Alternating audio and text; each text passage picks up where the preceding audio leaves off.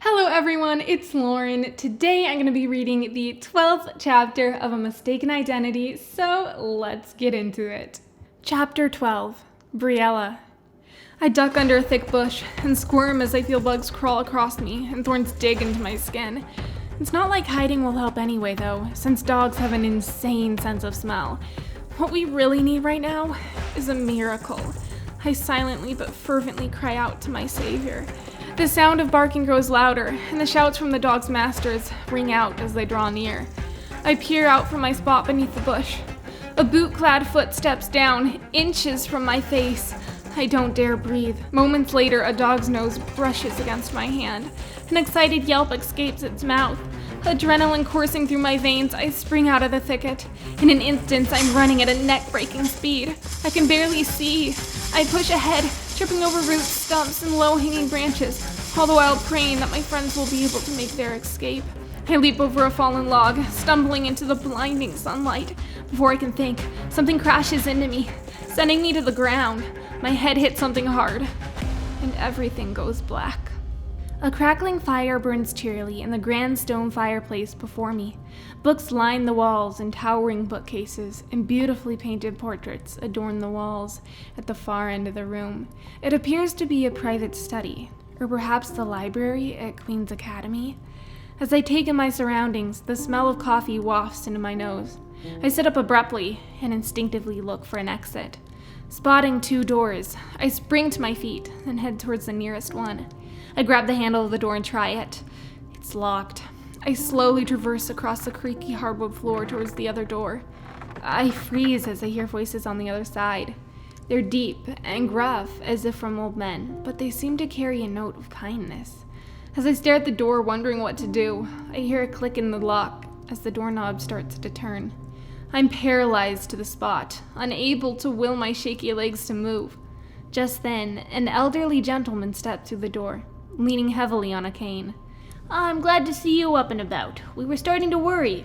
Charles convinced me to send for the doctor," the man says, a friendly smile lighting his face. I manage a faint smile back, wondering if this is some kind of trap. When I don't respond, the man's eyes cloud with concern. "My name's Sir Frederick, and this is my butler, Lawrence," he says, taking a seat on a cushioned chair with the help of a middle-aged man. I follow them with my gaze, but don't move. "Your friends have told me your name's Briella. Is that right?" the old man asks. I nod, still not sure if I should say anything or not. "Well, I do hope your collision with Charles hasn't made you mute." I crack a smile at that. "No, sir, I don't think it has," I mumble, wondering who in the world is Charles. He laughs, a low, husky laugh. "I'm glad. Now, I suppose you're wondering how you got here." I nod. He goes on to explain that a few of his nephews had been out hunting with his prize beagles when they heard voices. Ours, to be sure. That's when one of the dogs sniffed me out, and I bolted. I'd collided with Sir Frederick's dog trainer, Charles, who had gone out to call the boys to lunch. When Izzy, Ty, and Hayden saw me collapse, they emerged from their hiding places. The hunters then escorted us to their lodge, I, in my unconscious state, being carried by the strongest nephew. Just as Sir Frederick finishes his story, Izzy, Ty, and Hayden enter the room. Isabel runs to my side. "I was so worried about you," she says, stopping short when she sees Sir Frederick. He laughs and motions for Lawrence to come help him up. "I'll send Lawrence to fetch a phone for you so you can call your parents," he says to Isabel. She nods gratefully as we take a seat. "Does anything hurt?" Tyler asks me. "Yeah, just about everything," I grimace, thinking back to when I fell through the wall at Queen's Academy. That hadn't exactly hurt since I'd landed on a pile of mattresses, but it had been jarring nevertheless. This time I must have landed on a rock. Lawrence comes back into the room and hands Isabel a phone. She quickly dials her parents' cell number and explains where we are. Just as she's getting off the phone, it rings again. But the ringtone is different. After a moment of confusion, Hayden pulls the cell phone out of his pocket. Man, I thought the battery was dead. He stands up and answers it, immediately displaying surprise on his face. "Oh, yeah, she's with me. Well, she's pretty tired, so maybe later?" I frown. Who's he talking to? And is he talking about Isabel or me? No way. Okay, we'll try to get there as soon as we can. Yeah, totally. That's really strange. We'll see you soon. He slips the phone back into his pocket. I notice he looks a little nervous. You guys wouldn't mind going to England, would you? He sheepishly asks. I stare at him in shock. England? Why England? Tyler asks. Well, Hayden says, approaching a map on the wall. Piper's entourage is there. And why can't they come to France? Tyler asks, folding his arms across his chest. Because they lost their passports. All 20 of them. Hayden takes a deep breath. Except for Piper, that is. We stare at him in disbelief. Piper was the only one who went to Paris Fashion Week, and she disappeared somewhere along the way. Then who were you talking about being with you if we don't know any of Piper's entourage? Isabel asks. That was her mom. That doesn't answer the question, Tyler says, pacing the floor. I was talking about Piper, Hayden mutters before quickly saying, I was thinking we could go to England and Briella could pretend to be Piper again. I don't know what else to do. It would be disastrous if the entourage got worried and people found out that Piper's missing. He trails off. So you lied. Again, Tyler says, shaking his head. You're just drawing us deeper into this lie. We're gonna get in heaps of trouble over this, you know? Whatever happened to the truth? Tyler's voice rises as he speaks. Hayden steps towards him, eyes flashing. Look, I'm just trying to keep everyone safe. The end justifies the means, right?